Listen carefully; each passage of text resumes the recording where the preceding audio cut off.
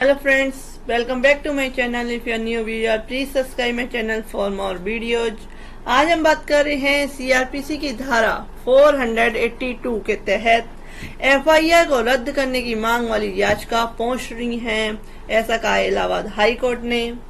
तो हाल ही में Allahabad high court ने, मैं आपको इसके लास्ट में, वीडियो के लास्ट में बताऊंगी इसका क्या टाइटल है, इस केस का क्या इसकी कोर्ट नंबर है, सारा कुछ आपको लास्ट में वीडियो के बताऊंगी, तो साथ में बने रहिए। तो हाल ही में इलाहाबाद हाई कोर्ट लखनऊ ने फैसला सुनाया कि सीआरपीसी की धारा 482 के तहत एफआईआर को रद्द करने की मांग वाली याचिका सुनवाई योग्य है।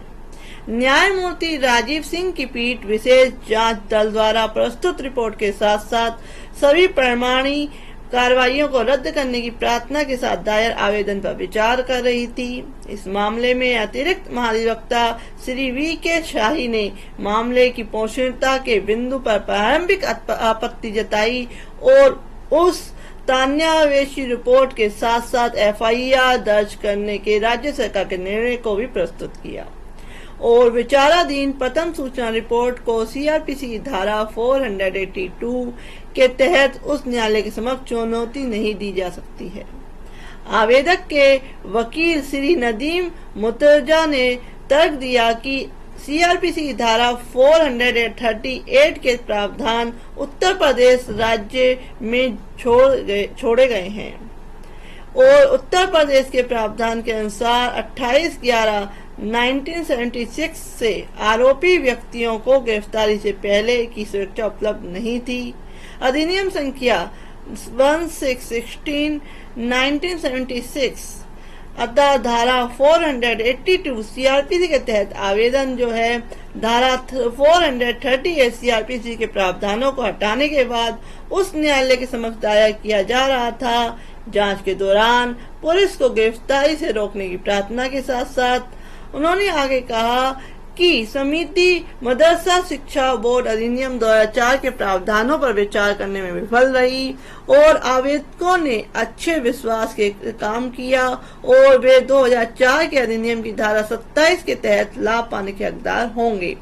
इसलिए विवादित जांच रिपोर्ट भी जैसा कि सरकारी आदेश या एफआईआर रद्द किए जाने योग्य है।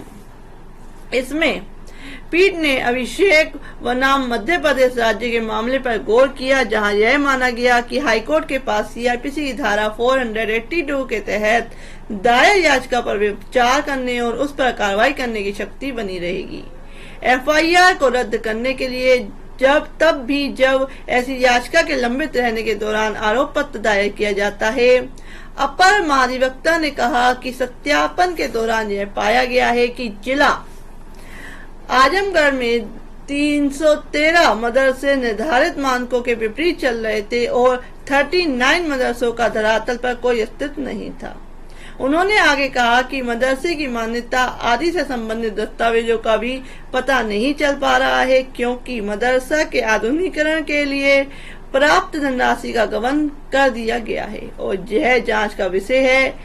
जैसा कि एफआईआर अपराध घटित करने का खुलासा हो, ऐसी परिस्थिति में एफआईआर रद्द नहीं किया जा सकता और प्रस्तुत है कि आवेदकों से भी जांच में सहयोग की अपेक्षा की जाती है।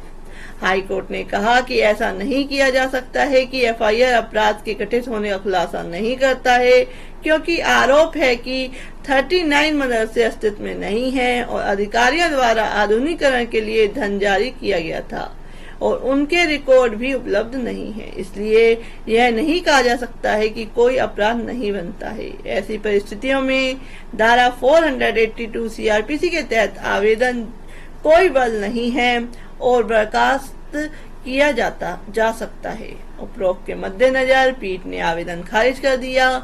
केस का जो शीर्षक है वो है जावेद असलम बनाम यूपी राज्य। बेंच है जस्टिस राजीव सिंह की। केस नंबर है आवेदन धारा 482 नंबर 2023 और 3380 के तहत क्या है यह आवेदन जो किया गया है। जो आवेदक के वकील है वह गौरी शंकर मौर्य। तो फ्रेंड्स, ऐसे अपडेट्स के लिए please subscribe my channel. Thank you for watching this.